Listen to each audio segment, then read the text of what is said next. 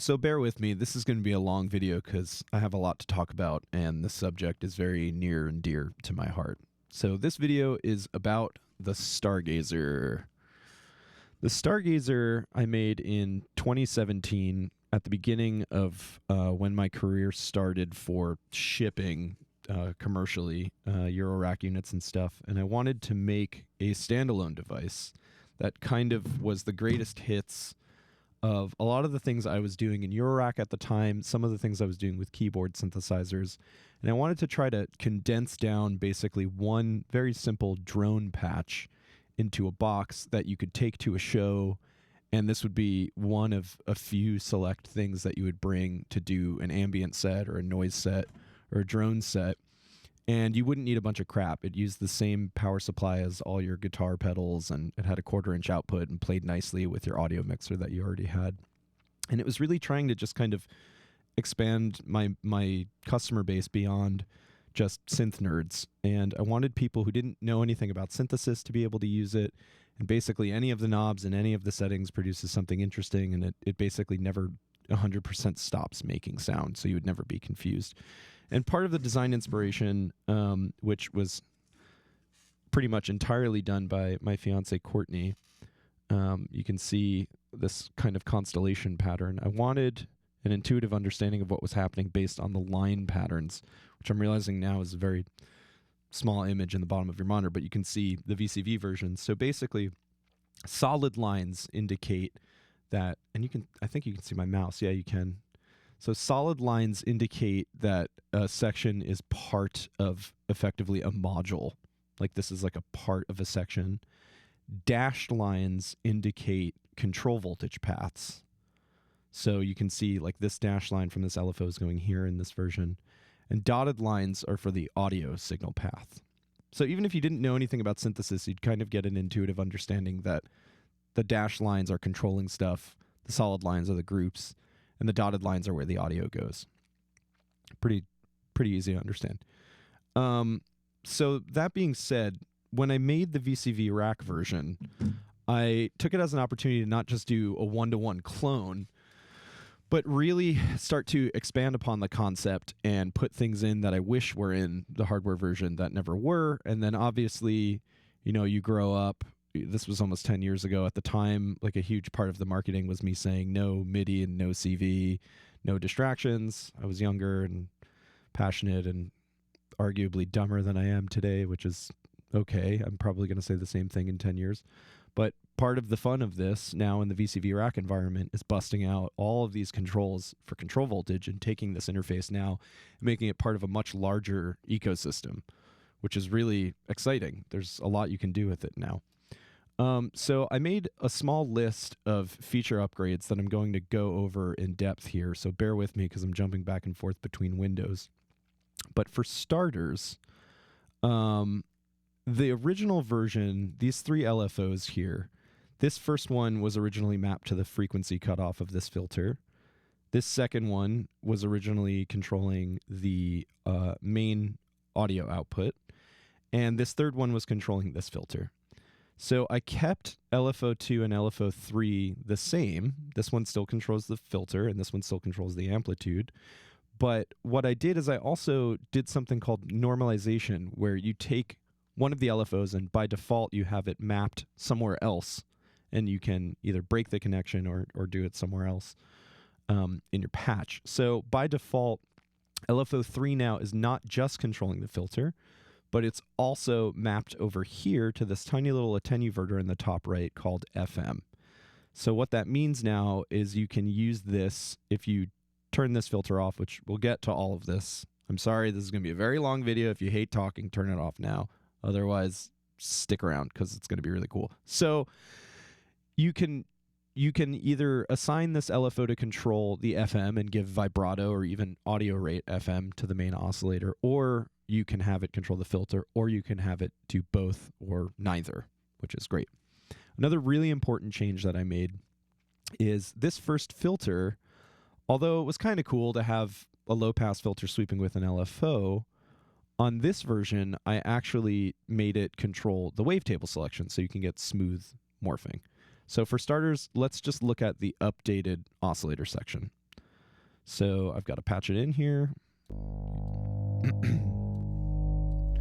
So you've got pitch, and let's actually turn this filter off. So you've got pitch, and I'll just turn this LFO off for a second. So this is the same as the original one where you have pitch, wavetable selection. With the added change now of this FM amount here, you can take LFO3 and use this as a vibrato.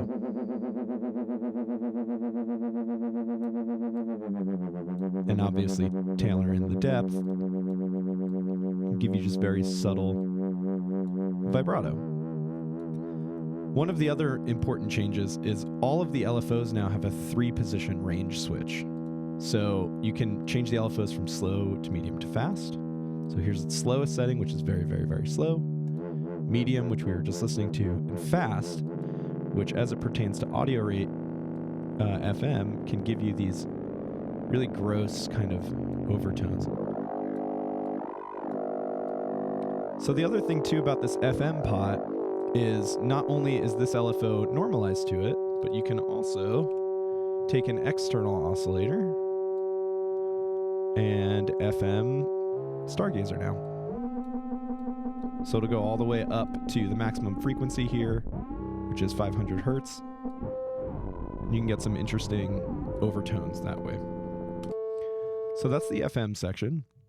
I was mentioning before that this LFO controls the wavetable, which is super important for this synth. So now, instead of me turning this knob up and down for the wave, I can have a very slow-moving LFO do it for me, which is really nice. So just like the original, if you turn up mix, there's a second oscillator that can be detuned, give you chorusing, or it can be flicked down to a sub-oscillator. And since we're in VCV rack, when you double-click, they're perfectly in unison now, so you don't have to find that middle point, which is cool. So those are the changes to the oscillator section. Again, LFO1 can be slow, medium, or fast if you want to get psycho with it. And just like the original, all of the wave shapes for the LFO have stayed the same. So if you wanted to do like R2D2 sample and hold stuff, you can. There's also a nice upgrade here that you can see is I made all of the LEDs bicolor. So when the voltages are positive, they're green, and when they're negative, they're red. So I'm gonna stop this from being so chaotic, put it back on a slow LFO, and talk a little bit more. So the filters have changed. So one of the great things I did is, most importantly, I give you the ability to turn the filter off. So you can see here it says filter mode off. This is great because normally to turn it off, you had to turn the cutoff all the way up, and the cutoff was still, 5 kilohertz or whatever. So it was still applying a low pass filter. It was just all the way open. So now if you want to totally remove the filter, you can, which is really cool. And the original version was just a low pass filter, a 12 dB per octave resonant low pass, similar to Moog or any of those other things. What I did is I made this, what's called a state variable filter. So you have different filter shapes. And both of the filter stages are identical in this nature. So just like on the original, there were 2 low passes. Now there's 2 state variable filters, which is really cool. You've got low pass, which carves away the high frequencies. Let's turn the resonance up. You've got band pass, which is a high pass and low pass filter together.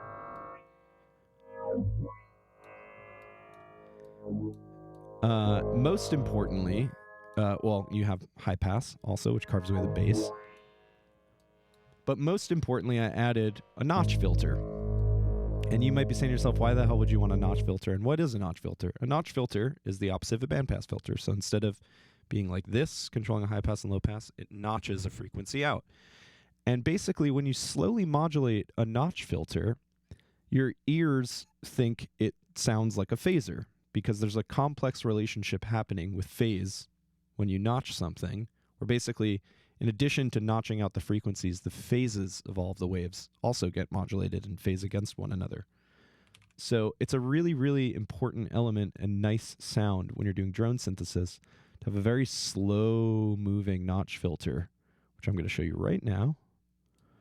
We're on notch. And let's put it around here, and let's stop this wave from moving around. Pick something with a lot of harmonics. So you can hear it almost sounds like ocean waves. And we'll make this LFO really slow.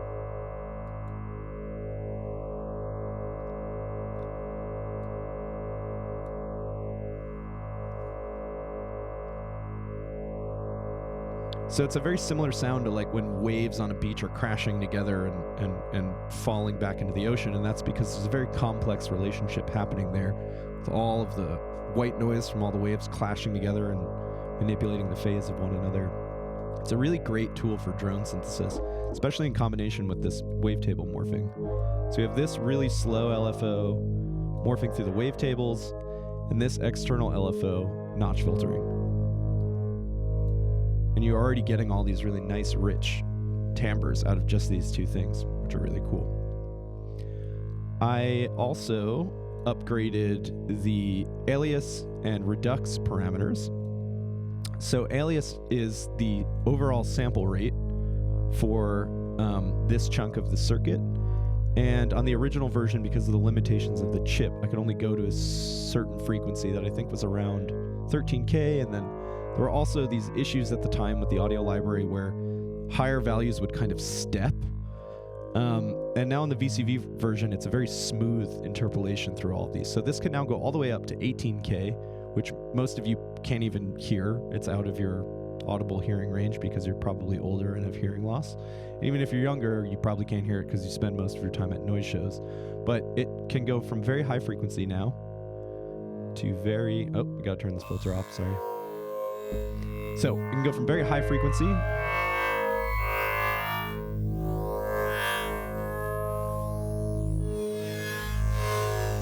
to a much lower frequency.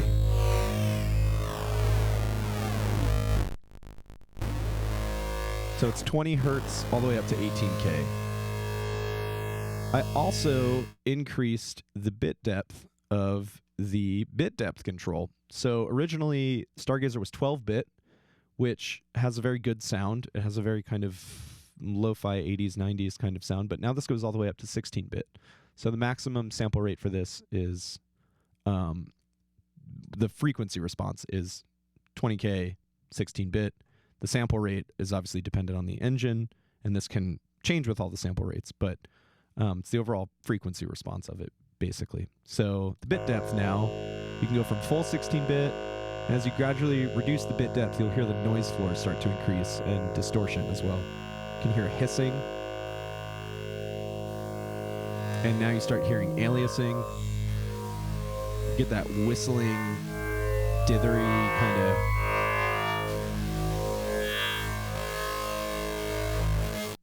until you get to full 4-bit crunch.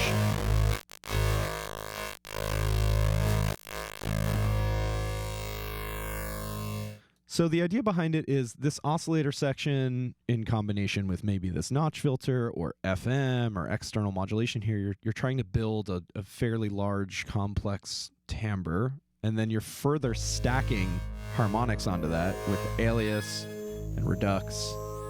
And then this second filter stage is meant to carve away those timbres. So you can like build up a lot of high frequencies and then maybe carve them away with a low pass filter.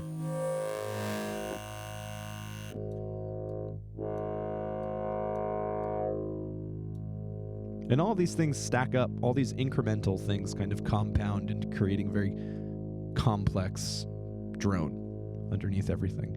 Your ear will pick up on these subtle changes in timbre. So LFO3, again, is controlling this filter.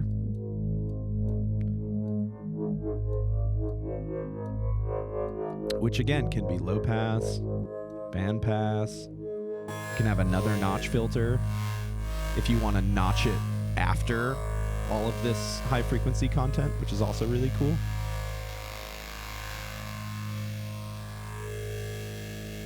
Yeah, you hear all that phase shifting that's happening. It's really great, especially when you space apart the filters like this. You get these very subtle changes over time, which is really cool. And then after the second filter stage, just like the original, there's this LFO, which is dedicated to tremolo, basically. It goes into the VCA of the output. So this is how you do things like this. And controlling the depth is how much tremolo there is. And then after the VCA stage, there are two things happening. So in this version, you might have noticed another really great improvement. There's stereo outputs. So one of the things I did is I threw in this spread knob. And the spread knob here is part of a lot of experiments I've been doing. I work at 4MS now, which is really great and rewarding. And some of the things I've been doing there is a bunch of work with spatialization and mid-side encoding and doing all these things with the stereo image, which you'll see soon in both VCV Rack and Metamodule and potentially some future products as well, at least integrated into them without spoiling anything. But the spread knob here, this is a trick you can do to convert mono signals to stereo. And this is a kind of spin on an old mixing trick that I've done, and I've actually made a Max for Live device that does this called the Doubler for doubling. But basically, it's something called the Haas effect. So if you take a signal and you pan it to one speaker, and you take a second signal and you pan it to the other signal or other speaker, and you delay it by a given amount of time, usually less than 30 to 40 milliseconds, this very small time split makes the signals reach each ear at different times and gives you the perception of stereo. So what I did, which is like my own take on it, is when you do the Haas effect and you pan things hard left and hard right, there's kind of a hole in the middle of the sound because the sound is all the way apart. So one of the things I've done, and there's a lot of different ways you can mess with the stereo image, but one of the things I did to make it super simple is you basically take the delayed signal and the not delayed signal, and you create a stereo width where you're controlling the pan of them. So you can kind of take the sides of the delayed signal and the dry signal and bring them in a bit so they're not so far apart. And what happens when you do that is they start to sum a little bit in the middle, and you get a little bit of the delayed signal and the dry signal right on top of each other. So it's a very subtle effect. You're not going to hear it unless you're wearing headphones. And when it's all the way up, you can hear the sound starts to spread from the left side to the right side. And then when it's down, it's mono. And just like everything else on this panel, that also has a CV input. So now you can CV, spread is down here, you can CV from mono to stereo, which is really cool. And you'll probably hear that a lot better if I turn off all this stuff that's happening. So I'll do that for you really quick. We'll do just like a static sound. And we're just going from mono. Let's turn this off too. So you can see when the signal's negative, it's mono, and when it's positive, it's stereo. Mono, stereo, and this is your offset.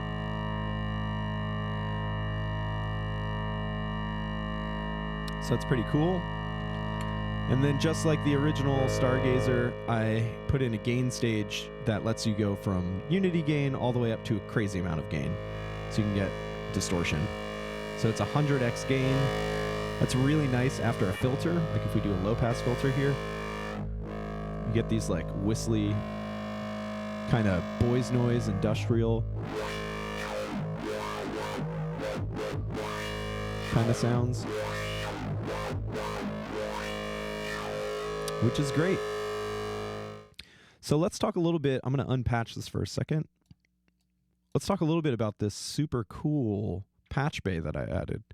So if I'm looking at this correctly, I believe every single thing on this module other than these mode switches, and yeah, that's actually it. The only thing that's not CVable is the mode switches, because I didn't think anyone would want that, and it also didn't fit in the layout. But basically, you have now a 1 volt per octave input, which is really great because you can now make music with this thing if you wanted to. Like we can punch in just a C minor scale here, plug that into the 1 volt per octave, and now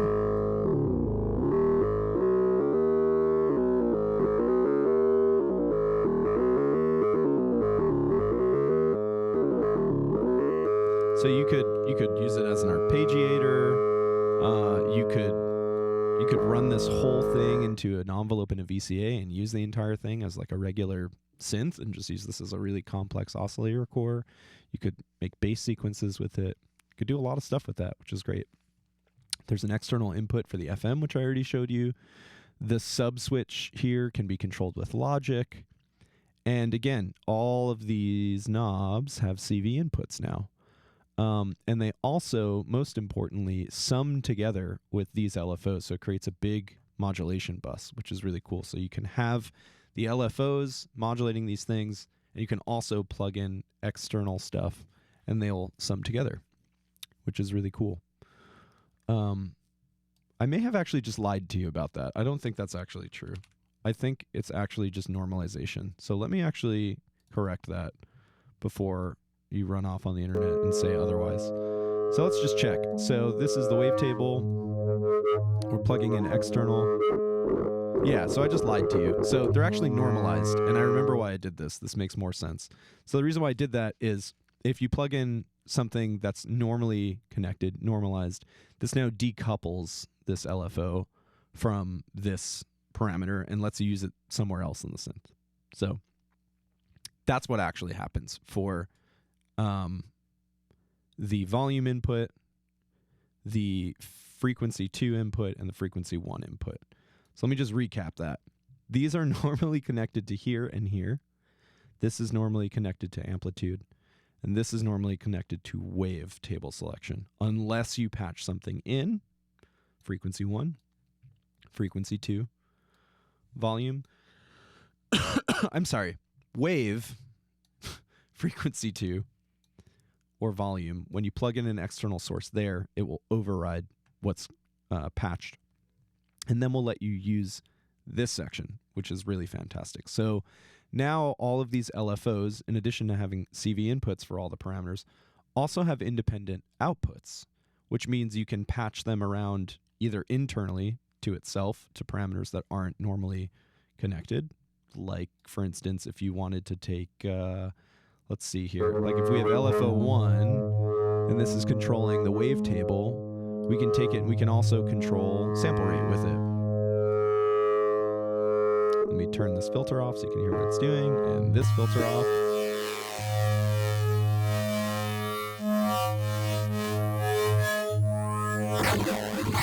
So you can see when it's green, it's changing the wavetable and it's crushing the sample rate, which is super cool. And the depth control is going to control how much that's happening. Or what if you wanted to take, what if you wanted to take one LFO, like LFO3, for instance, this filter's off, and you want to make the speed of LFO3, or rather the amplitude of LFO3, control the speed of LFO1. So now as this one gets faster,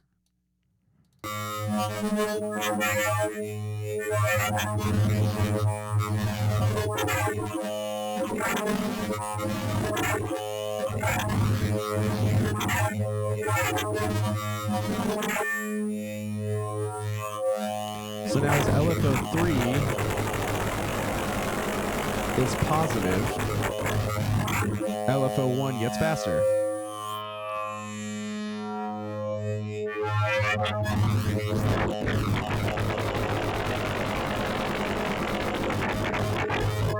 That's super useful for something like amplitude, like tremolo here, LFO2. We'll try it here. So you can hear the tremolo gets faster and slower based on LFO3. And what if we want LFO1 to control the speed of LFO3? So we have like a really complex modulation happening.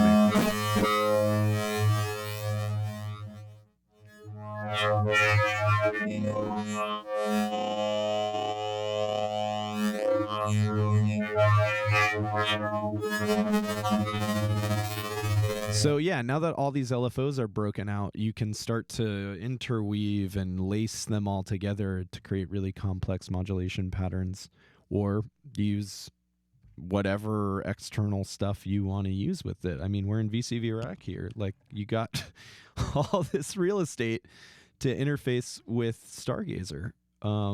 So that's kind of the brief overview. I'm sorry there were some confusing parts. I might do a different video of just kind of demoing the cool kind of drones it can do, but I don't know that any of you even care about that.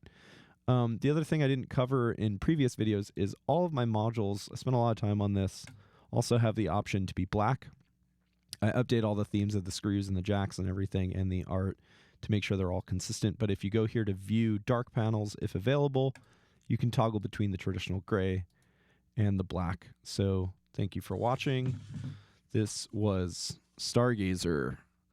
So I've gone through the process now of converting almost everything I've ever made to VCV Rack. The last thing I have on that list is DitDit. I don't know if I'm going to do that. That's going to be very complicated for the GUI, and it's not an easy thing to do. I might do it. It's going to be a really difficult and arduous process, but I'm planning on, hopefully, now that I've kind of laid these things to rest in a lot of ways, transitioning some of the creative ideas I've had in the hardware world that I never got to make as hardware into software instead, because one of the joys of software is once it's done, and I don't have to make hundreds of units. I also don't have to spend any money to make any of these, which I'm very happy about. And I can start to make a bunch of the more useless and experimental things that I've thought about making over the years. And believe it or not, I haven't made all of the useless things that I've wanted to make. So thank you for watching. I know it's a very small audience, but I know it's also a very dedicated following. I really appreciate all of you watching these videos and downloading these modules and using them. And yeah, I'm hoping to see what you guys do with these, and excited for the digital future of Moffenzeef. Thank you.